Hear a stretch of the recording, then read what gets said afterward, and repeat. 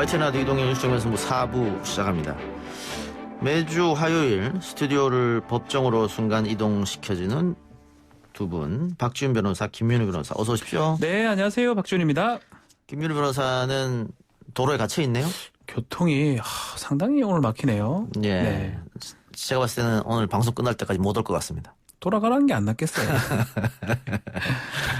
예, 알겠습니다. 네. 혼자 하셔도 되잖아요. 뭐 혼자 되는데 네. 저는 저런 경우도 저도 한 2번 겪어봤거든요. 예. 피가 제 사무실이 이제 강남이다 보니까 예. 서초동 쪽이다 보니까 예. 가끔씩 엄청 막힐 때가 있습니다. 그럼요. 그러면 뭐 진짜 피가 쫙쫙 마르는데 저는 방법 별로 없습니다. 과거에 지나가는 오토바이를 잡아 네. 탔습니다. 그게 방법이긴 한데 저도 한 번은 지하철 쪽으로 내려가지고 새롭게 타는 뭐 그런 경우도 있긴 한데 예. 쉽지 않습니다, 사실은. 그렇죠. 네. 시간을 맞춰야 되니까. 네. 알겠습니다.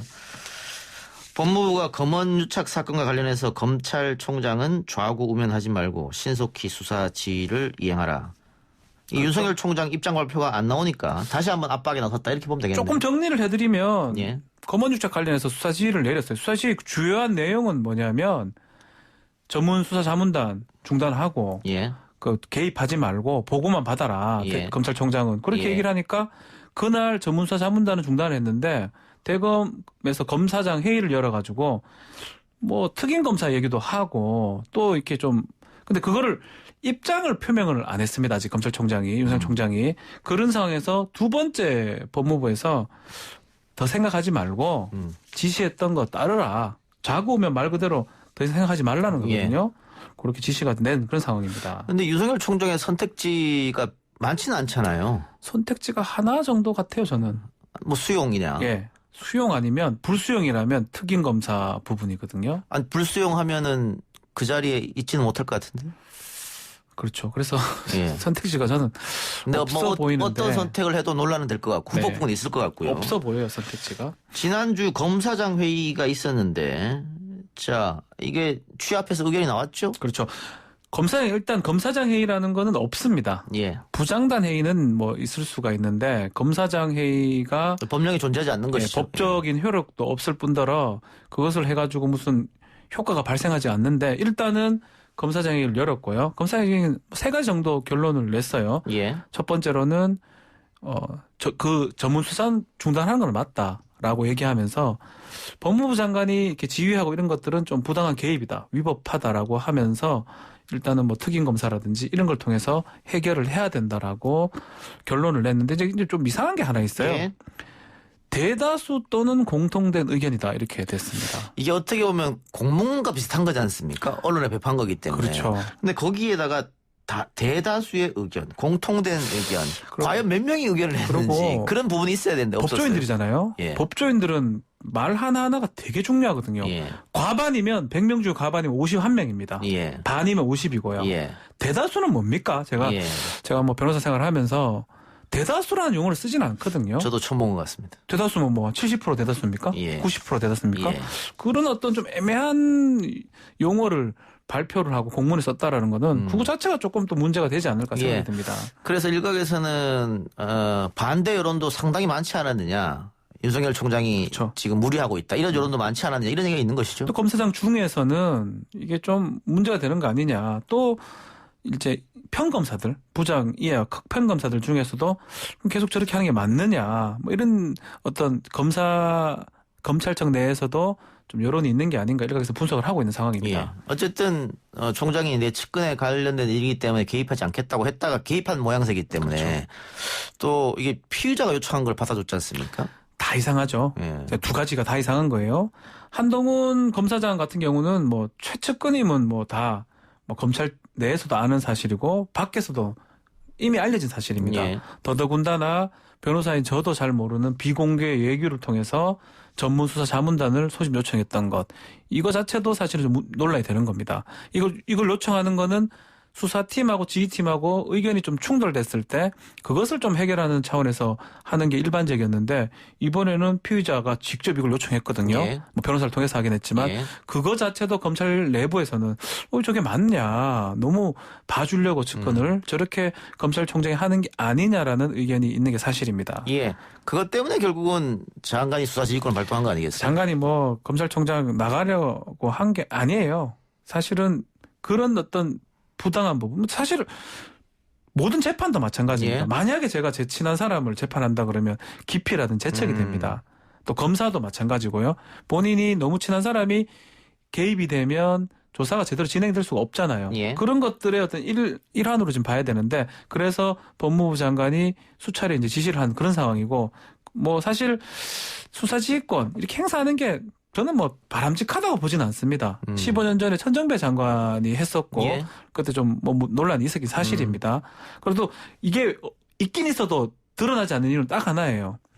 검찰 출신이 법무부 장관을 할 때는 별 문제 없이 다 지나갔습니다. 근데 학자 출신이나 검찰 출신이 아닌 사람들이 법무부 장관이 됐을 때, 지금 추미애 장관처럼 이런 어떤 갈등이 표출되고 검찰총장이 이걸 못 받는 형국이 되는 거거든요. 그래서 이게 이 법의 검찰정부 8조인데 이게 사용되는 게 뭐 바람직하진 않지만 뭐 상황이 파국으로 간다면 법에 있는 절차를 이용할 수밖에 없지 않을까 생각이 듭니다. 예.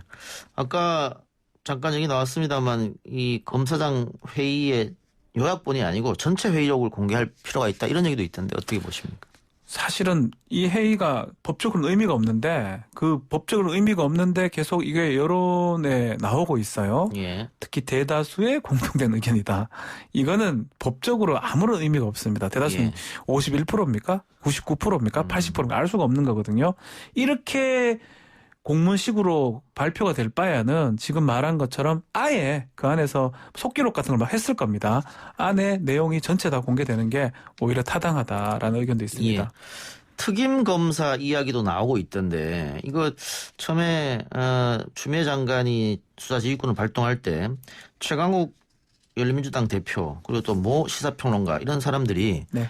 아마 윤석열 총장이 할 수 있는 선택지는 특임 검사일 것이다. 그런 얘기를 미리 해버렸거든요. 뭐 우리 이동영 진행자도 한 걸로 제가 알고는 있는데요. 네, 알고는 있는데 뭐 그거는 사실은 특임 검사는 좀 예상이 가능합니다. 예. 선택지 중에 특임 검사가 어떤 거냐면 검사가 검사를 수사할 때 하는 거거든요. 검찰총장 임명하고 임명직권자가 검찰총장입니다. 그렇기 때문에 특임 검사를 하지 않을까 예상했고, 또 어떻게 알았는지 그 검사장 회의할 무렵에 법무부 장관이 혹시라도 특임 검사를 검토하고 있으면 그거 하지 마라는 뉘앙스로 또 미리 얘기를 해버렸거든요. 예.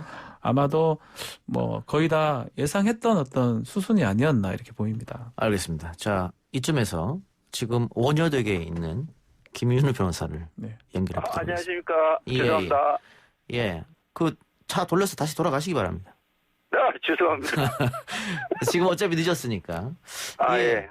예. 지금 우리 윤석열 총장과 추미애 장관의 이야기를 하고 있는데 네네. 특임검사 도입이 해결책이 될 수 있을까요? 일단 법무부 쪽에서는 특임검사 안 된다고 못을 박아버렸어요.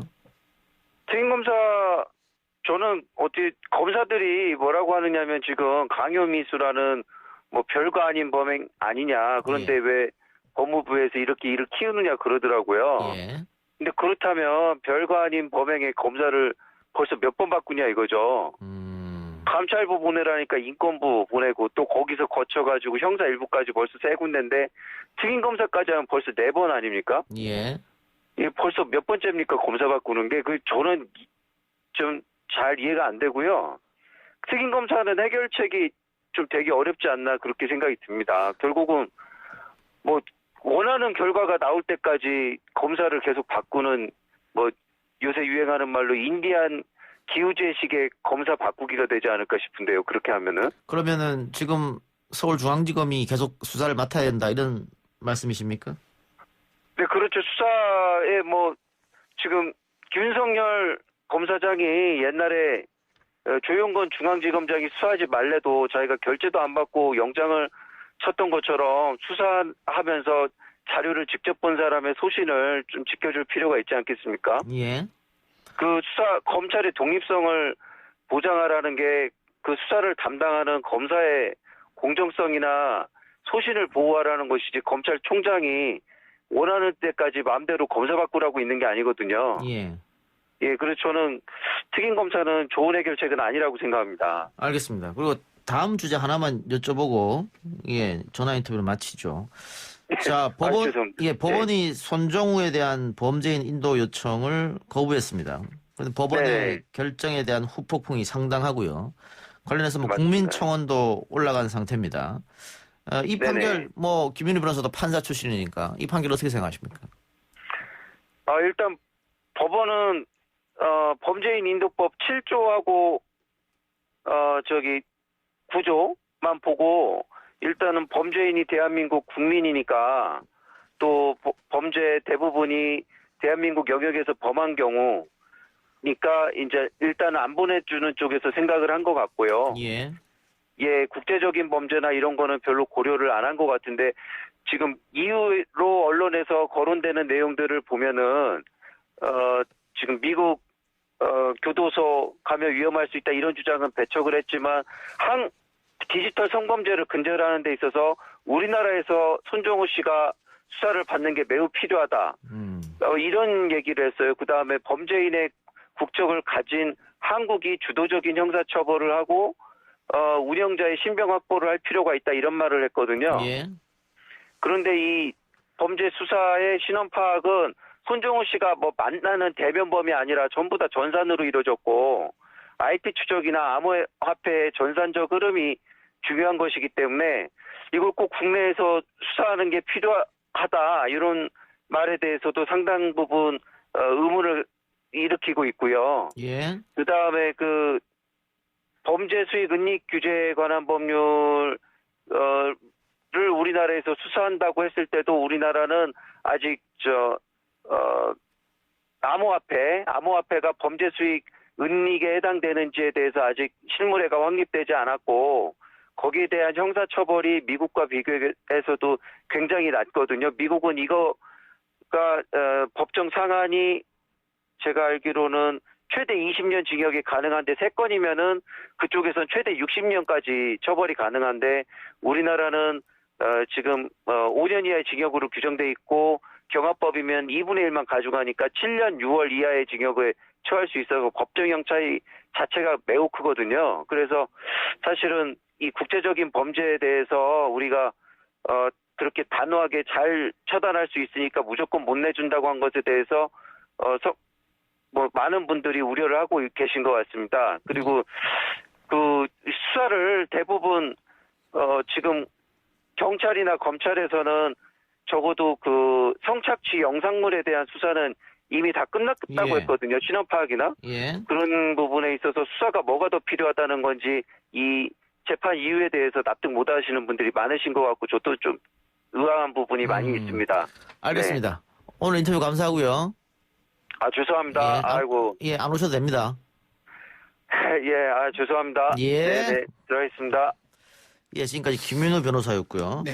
자, 법원의 결정에 대해서 이야기했는데 법조계 일각에서는 이상한 판결이라고 할 수도 없다 또 이런 얘기가 있더라고요. 사실은 인도송환 관련된 재판이 2004년부터 2018년까지 한 111차례 정도 있었어요. 예. 그 중에 6건 정도가 송환 불허 결정이 났어요. 예. 근데 그건 대부분 어떤 거냐면 공소시효가 만료됐거나 정치적 이유가 있는 경우 그런 경우가 불허됐고 대다수 송환을 해줬거든요. 예. 그런 어떤 기준에 비춰보면 조금 이례적이긴 한데 이런 측면 한번 봐야 될 것 같아요. 지금 수사가 진행 중인 부분들이 분명히 있습니다. 특히 그걸 다운로드 받거나 내려받았던 사람들 한국인일 가능성이 매우 높아요. 그 사람들에 대한 조사가 뭐 우리 김윤희 변호사도 뭐 어떻게 얘기했는지 좀 달리 얘기하는 것 같던데 미국이 하는 상황이 생길 수도 있습니다. 그렇기 때문에 그런 부분도 좀 봐야 됐었고 또 그리고 뭐 사법 주권이라는 측면도 있는 것 같아요. 예. 일단은 다른 범죄, 특히 범죄 수익 은닉 규제법 그게 고소 고발이 뭐 그게 수작 꼼수로 이렇게 고소 고발된 건 맞아요. 아버지를 통해서. 예. 그럼에도 불구하고 조사가 지금 돼야 될 상황이기 때문에 그런 것들을 보면 뭐 이렇게 할 수도 있다. 근데 성범죄에 관한 거는 미국에서 처벌을 안 한다고 했지 않습니까? 네. 결국은 자금 세탁 문제만 들여다보겠다 이런 그렇죠. 거잖아요.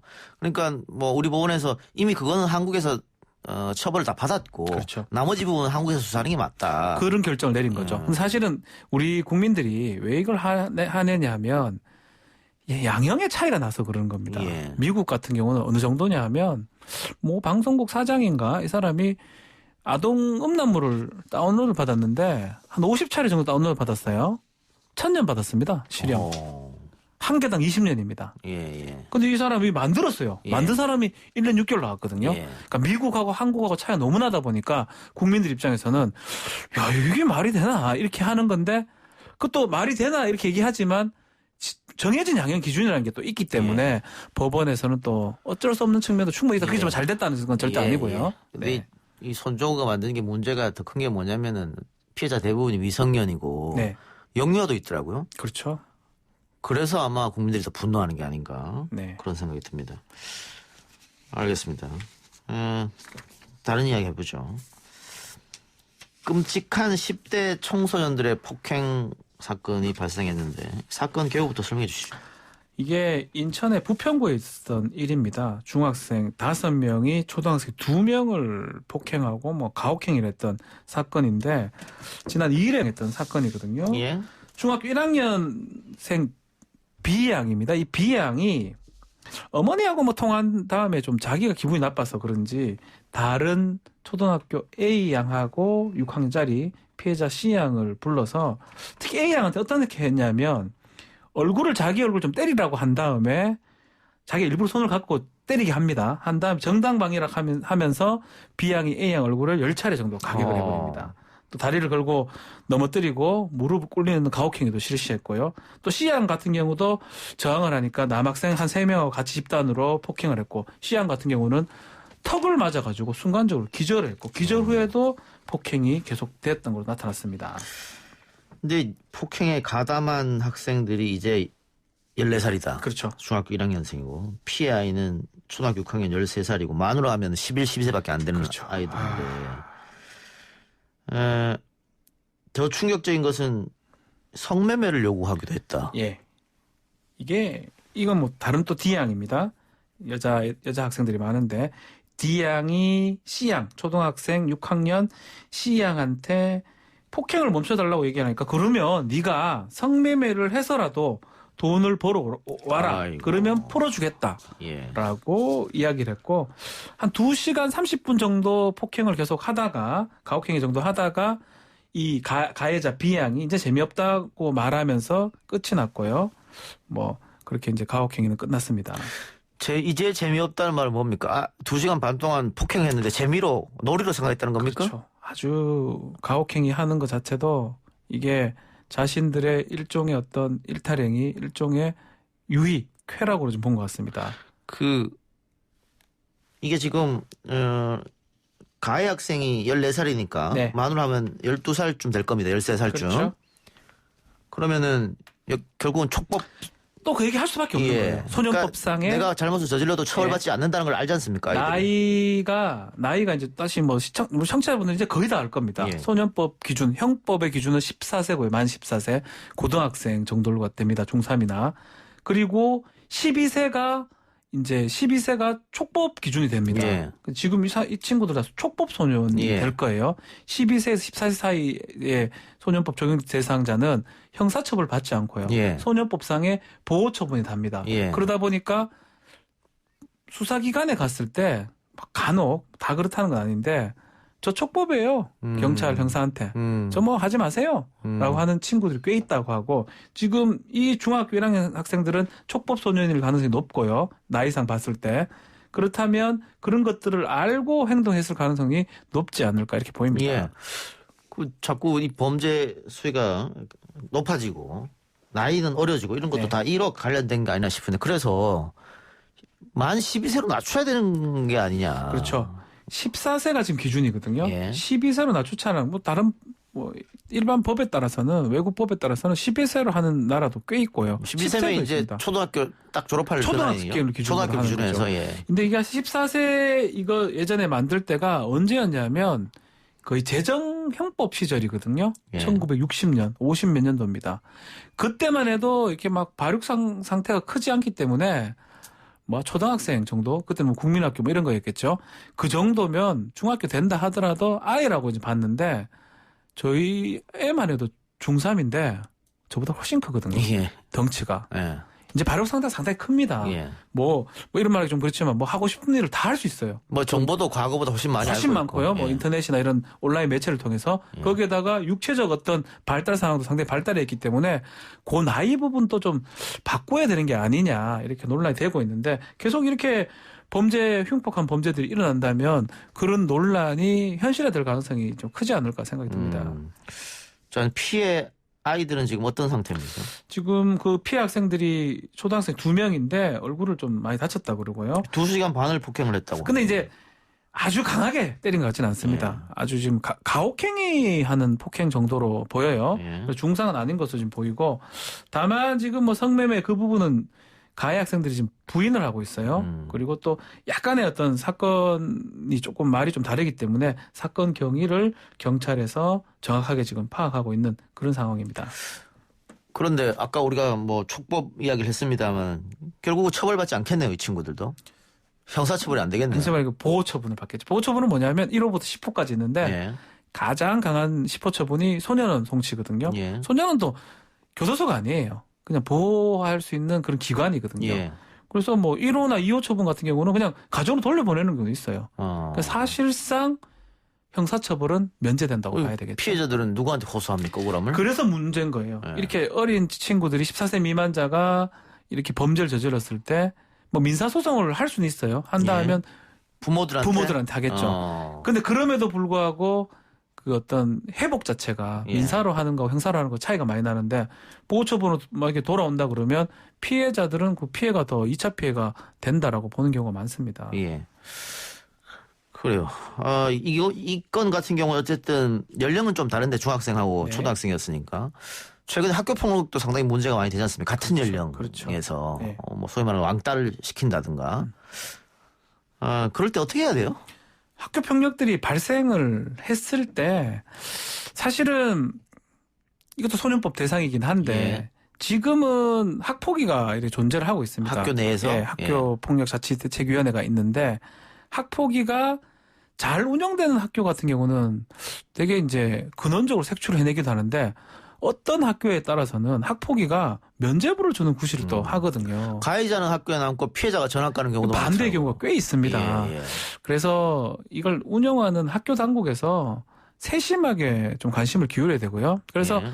경찰도 한 분씩 또 법적 전문가 한 명씩 두기로 돼 있는데 그런 것들을 또 꼼꼼히 좀 따져볼 필요가 있지 않을까. 그리고 사실은 학교 폭력이 발생하면 그거는 결과가 되는 겁니다. 예방은 계속 해야 되겠죠. 그런 예. 일이 일어나면 안 된다고 학교에서 얘기를 해야 되겠지만 한 사람이 한 사람한테 따돌림을 한다든지 아니면 폭행을 행사했을 때는 벌써 결과가 되는 거기 때문에 그때부터는 학폭위 등 또 대책이 필요한 상황이 예. 아닌가 생각이 듭니다. 가정에서도 어떤 교육이 중요할 것 같고요.